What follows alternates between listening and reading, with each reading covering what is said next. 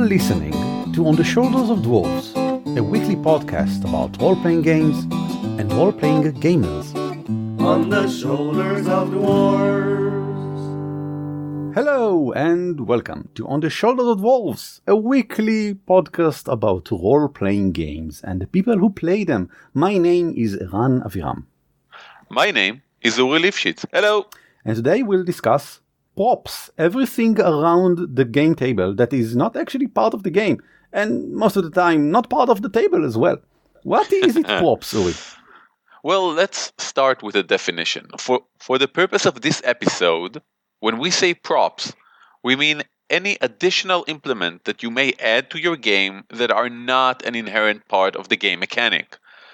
And when I say inherent part of the game mechanic, I mean using dice, a grid map, miniature, character token, counters. All of these, for the purpose of this episode, are part of the game mechanic. These are things that you need in order to run your basic game if you're using them. What I do count as props for this episode could be game-related apparel, mood setters, actual props or handouts. We will go over all these in a minute and make some suggestions as how you can level up your gaming experience by using those. So generally speaking, if I understand correctly, all of these are things that can enhance your game, but you don't need for your game. Precisely. Okay. And also, they are all physical. They are about the physical space in which we play the game. Indeed. Okay.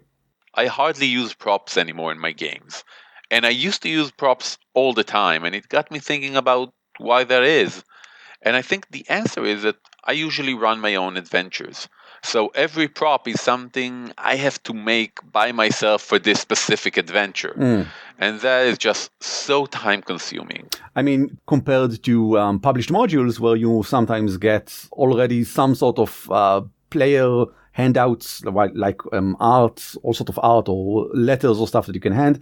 Like for Call of Cthulhu, there are several huge boxes of campaign material that also come with dozens of props that you can hand to your players that really enrich the game. Paizo is also doing amazing work with their handouts and, all around. We have come to a point in our hobby where published adventures could be of really high quality, that they include handout, they include artwork, they include the basic standard nowadays is pretty amazing. Yes, they have a lot of stuff to do. Yeah, and basically this whole episode is a way for me to try and inspire both you, our dear listeners, as well as myself, your dear host, to get back on the prop wagon and improve your game. Okay. So let's start at the very basic, at handouts. Those little sheets of paper that a GM would hand off to the players. Now, handouts are probably the most common prop there is. They are basically just pieces of paper with a depiction of the information or images that the characters are exposed to. I usually use handouts either when the party discover a letter, a scroll, or any other actual parchment with writing on it. These can be messages, riddles, or ciphers, or anything else you may want. But handouts may also be pictures of the current location or a map of the current town or kingdom. This reminds me of a time when I was in the museum and I saw a whole set of etchings by James McNeill Whistler. There will be a link in the show notes. They were all in the theme of the Thames and other rivers across Europe. And that inspired me so much that I designed a whole town in my campaign based on these etchings. And whenever the players arrived to one of these locations in town, I simply showed them the etchings that was the inspiration for this specific location. And it worked because the etchings were all of the daily life of Amsterdam and London. There was an etching of a person whose job was to fix the roofs of houses. And I looked at that and I said, oh, this is an amazing NPC. This is someone who knows the rooftops of the city really well. And that became the leader of the rogue guild because all the rogues would, travel the city on top of the rooftops. And that's one of the things that both inspire me, and because I took the extra effort to prepare the handouts and base them on something in the real world. Now, of course, you can go the extra mile with handouts. If they're a scroll, you can roll them up and bind them with a ribbon of some sort. You can close them off with a wax seal. You can simply take them and submerge them into a pot of coffee, and then they seem like an old scroll, or burn the edges off. These are old, basic tropes of how to prepare an old scroll look-alike thing. But the point is that all of these are something that you can simply pull out of your GM bag, hand out to the players, hence the name Handout, by the way, to your players, and let them marvel at your creativity, or let them try and read that specific cipher which you basically just made by typing the message and then changing the font to a foreign language. I actually did that, and they solved it in like 2 minutes. I was so pissed off. But hey, great props for them. And now we can move on to discussing actual props. And actual props are really nice. These can be actual Riddle devices, like a locking puzzle box, which you can order now from Wish or AliExpress or anywhere for dimes. Or simply a representation of some really important in-game item. In one of my games, there was this talisman who had amazing powers. This was like the MacGuffin of the whole campaign. But the talisman was also able to corrupt its holder. So I bought this knickknack of a pendant, brought it to the table, and we used it to keep track on who is currently wearing the necklace. Sure, okay. Now, when the necklace had an impact on the game, I could immediately see who is the player whose character would be impacted. It really added to both the realism and to the sense of foreboding that came with holding the talisman. When the player would see my eyes darting between them, looking at their neck, seeing who has the talisman, that was a really telltale sign and an excellent way of creating suspense. This would also cause the player in question to feel the burden of responsibility. I mean, you can't forget that you have the pendant now. There is something literally hanging around your neck that has a physical manifestation in the real world. It's not something that you might have scrolled on your character sheet and maybe you don't remember. Also, when you start the gaming session and you say, okay, whoever has an item of power, please put them on you. It's a really good getting into character moment. For a great example of some actual props, especially puzzle devices, I would highly recommend everyone watch Relics and Rarities. It's a show by Geek and Sundry, and where Deborah Ann Voll, who you might know from Daredevil, she was Karen Page there, and she's a great GM, and she's really, really super into riddles and all sorts of mysteries. That's what she likes about running games. So in Relics and Rarities, which is a high production, high volume show where they brought all sorts of actors to be special guests in every episode, she created some physical props, pretty, again, high quality stuff. Like there was this actual puzzle box that she created and gave them and handed them, and they had to actually solve it and open it. And that was a great moment when she pulls it out. When you are the GM who creates awesome stuff, the moment you brings it out, all of the players' eyes, you can just see them widening with appreciation and surprise, and they love just waiting to see what's the next thing you're going to pull off. So she pulled off some pretty cool stuff. Check out Relics and Rarities. Of course, this brings us back to the age-old question of player versus character. People saying, yeah, I can't do this complicated box, but my character is awesome. She can definitely do that. But, it's still awesome to try, and even if you can't do that because you're not a level 9 wizard, it's still, you get the sense of the tactile sensation, the real-world representation of what it is that your character can do, even if you can't. Yes. I would also like to talk about apparels, clothing and the likes. Now, I don't know a lot of tabletop RPG groups that actually dress up as their characters. Most people who are into that kind of full immersion usually prefer to just LARP. Mm. However, there is nothing wrong with suggesting that for a specific session, all the players will wear what their characters would have worn should they were living in the here and now. Okay, sure. I hope I got all the tenses there right. I mean, that allows you to, instead of go to some sort of medieval inspired shop and shop for something new, wear whatever you already have, but inspired by your character. So you don't actually need to work hard in order to accomplish this. No, I think most of the hard work here is mental. Yes. Because you need to think, okay, my character would be here and now. What would they wear? And this could be really simple, for the player playing the party berserker to simply wear a Rage Against the Machine T-shirt. Yeah, I mean, yeah. that's how I imagine a berserker nowadays. Or for the wizard to simply put a big shining ring or a really cool elaborate hat on his head. One of those things that really stands out. So even taking the opportunity to simply have something on you, an item of clothing, a scarf perhaps, a handkerchief in your pocket, something that you think your character would have liked, I find that to be an amazing way to both get into character and to simply lively up the session by using a really simple prop. I really like it. Maybe I'll use it next time. Maybe I'll ask my players. Definitely do that. Looks like It's fun. amazing. Like always, it's amazing what people would think of when you give them such an open-ended idea. Mm.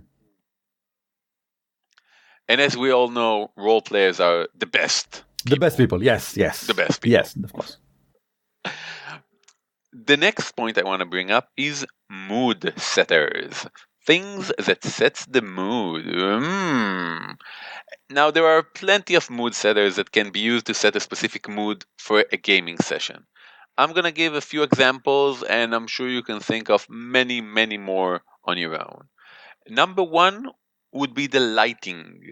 Changing the lighting of the room. You can make the room where you play a little bit lighter or darker than usual. This has an amazing effect.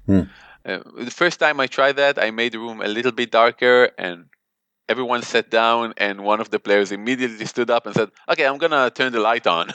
No, it's intentional. And there was a moment when she looked at me, with that suspicious stare of, why are you not telling us something? Have you not paid your electrical bill? What happened?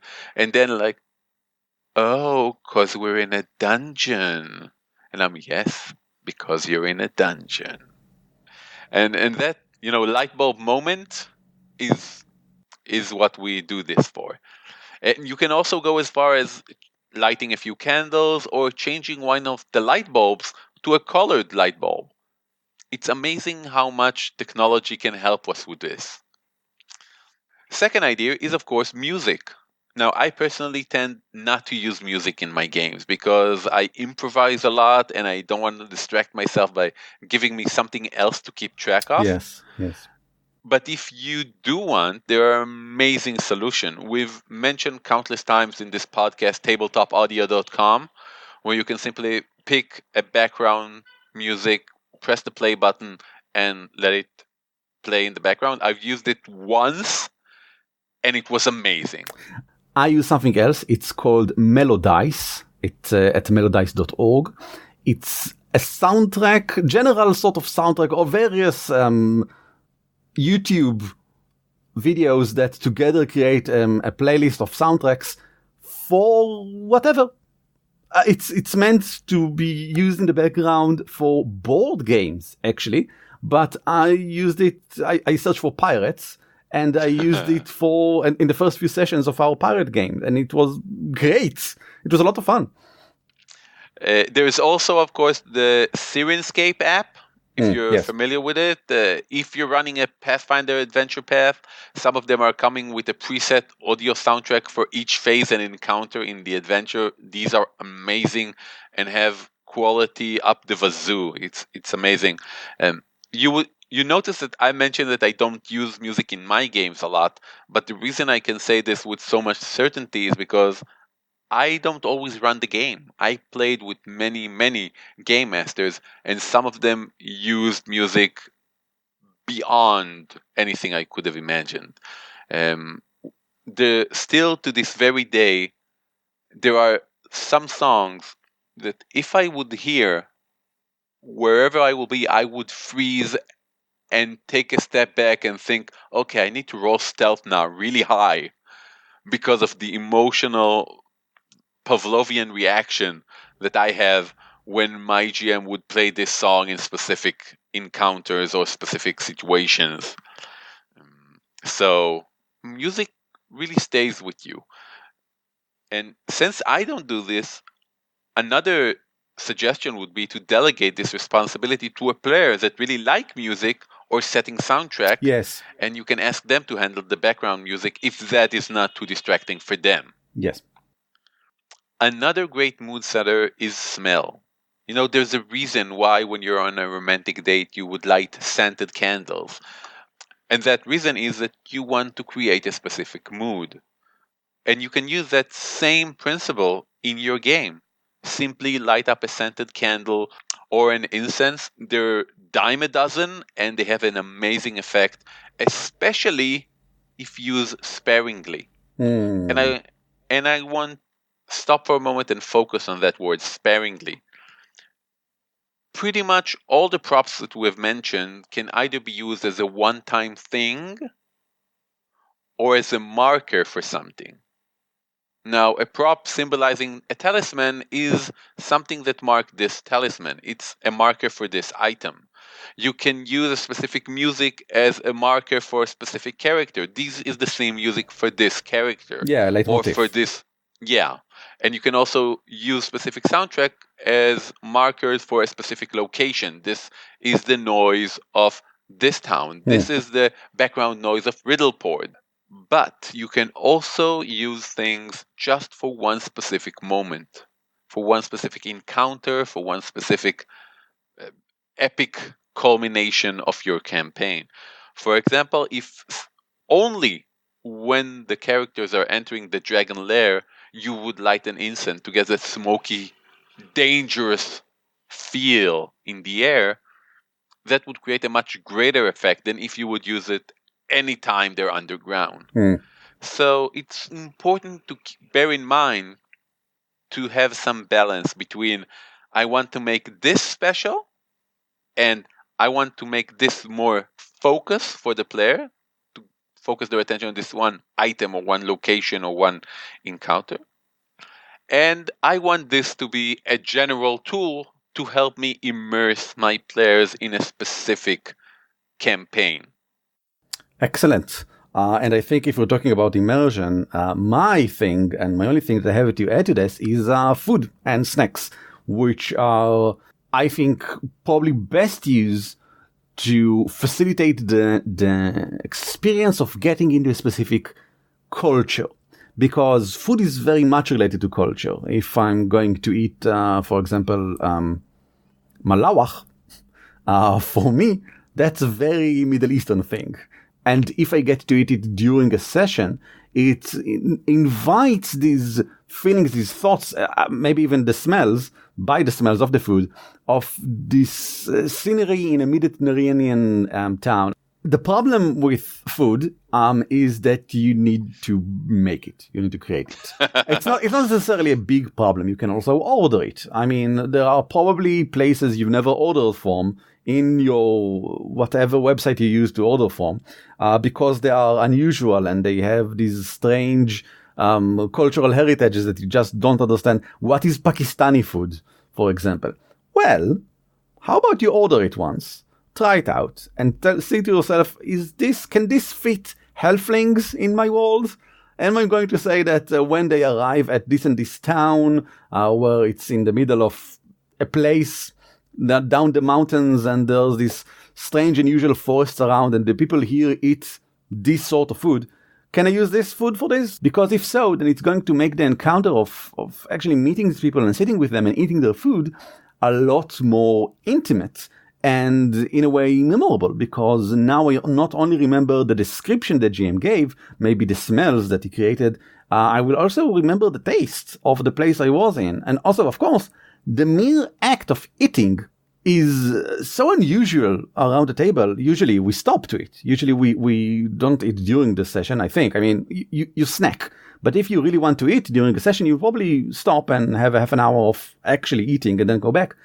So the act of consuming food is such a disruptive thing in the middle of a session that it has to be memorable. If it is part of the session, you can't forget about that time you sat and ate with the Pakistani leader. I don't know, whoever it is that you eat with. Pakistani, Helpling, Elven, whatever. Sure, whatever it is that you decided this food will work for in your world. So that's great. And the other side of this is snacks, because snacks are the thing that you eat throughout the game, and they are always on the table. And some people don't order anything or don't bring food. They just eat snacks. Usually I would recommend healthy snacks, but they can also be unusual snacks. Like if for some reason the people of the land you're going for, it's some sort of maybe a desert land or tundra, you can bring a lot of dry food, jerkies, or of all sorts of heavily salted or taste like they are heavily salted pieces of food that you will eat during the journey that you are doing through this tundra, to give the players the sense of what their characters sort of eat during this time. And it might not be pleasurable, it might not be yummy snacks, definitely, but they are, again, memorable snacks. So we've talked about props, how you can take physical object in the real world and use them to enhance your gaming experience and to make this whole game more memorable for your players and for yourself, to create a more immersive experience, and simply to use it as a way to emphasize and bring forth specific elements of your game. That sounds awesome. Eran, why am I not doing that as much as I used to? Because it's a lot of work, Uri.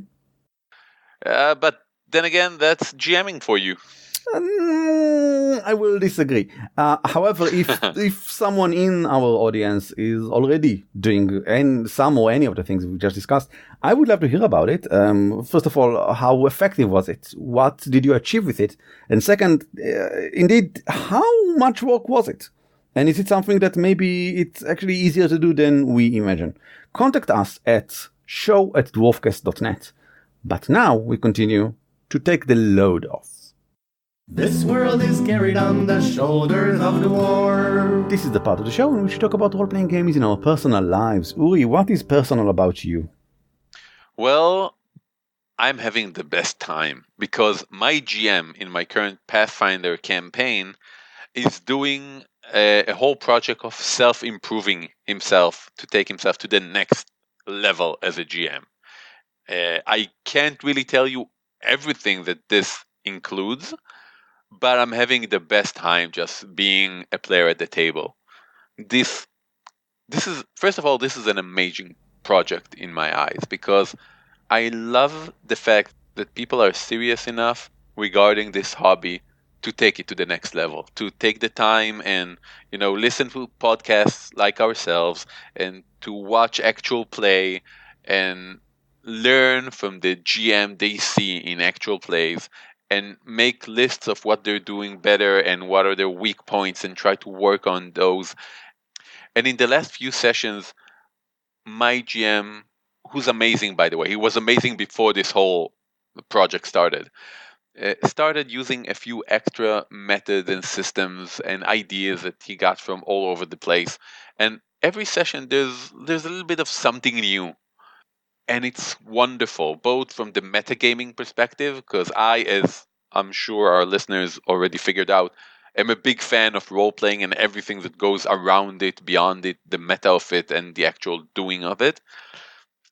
And I love seeing the process of improvement, and I love trying out these various ideas and see what mesh better with a high mechanic system like Pathfinder and what clashes there and what really bring out the best in some players and other players just don't understand what is this new ideas. Why can't we just play rules as written? That sounds really interesting, Uri. Can we maybe hear more about it in some future episode? We should. I'm just going to let him continue and reach some more conclusion. And I would love to bring him over and to have him discuss the process. Excellent. How does one improve one GMing? How does one try out things? And till then, I'm just really enjoying myself. Excellent. I just came back before this episode from another chapter of our ongoing pirate story in 50 Fathoms using Savage Worlds, and it was a lot of fun. When we just started the campaign, I brought in a concept from One Piece, which is an anime, the longest running manga in the world, I think, probably. It's called Devil Fruit, and it gives you special powers when you consume it. It sort of allows everyone to become a superhero in a way. And it's great in a world where there are wizards and people who are not wizards. And you want the people who are not wizards to have some special cool abilities as well. So they'll be able to, during their turn, decide, do I want to activate this thing or do I want to attack, etc., etc., etc. Of course, they can't be too complicated because, first of all, these people didn't decide to play wizards, so they don't want anything too complicated. And second of all, this is Savage Worlds, so everything needs to be fast, furious, and fun. So each devil fruit, in our world, they are called deep fruit or fruits of the deep. They give you a single ability, a single thing you can do, and that thing can be interpreted in interesting ways, so you can hopefully think of creative ways to use it during the game. They're getting stranger and stranger as the game continues, again, going inspired by One Piece. So we had, for example, today, a captain of a ship that could create candy. Any sort of candy. So when the ship of our valiant heroes turned to try and run away from them because they were a lot bigger and they were chasing us, he created a cake under the ship, a really, really big cake, which lifted the ship off the water. And that was great fun. And then all of the fight with him, he sort of bled candies and it was great fun. And of course, weird. I would not recommend it in any pirate game. Not that every fruit creates such crazy zany powers, of course, but they do create some zany situations because that's how we play. We play it a bit cartoonish-like. So we can sometimes go and indulge ourselves with, candy pirates.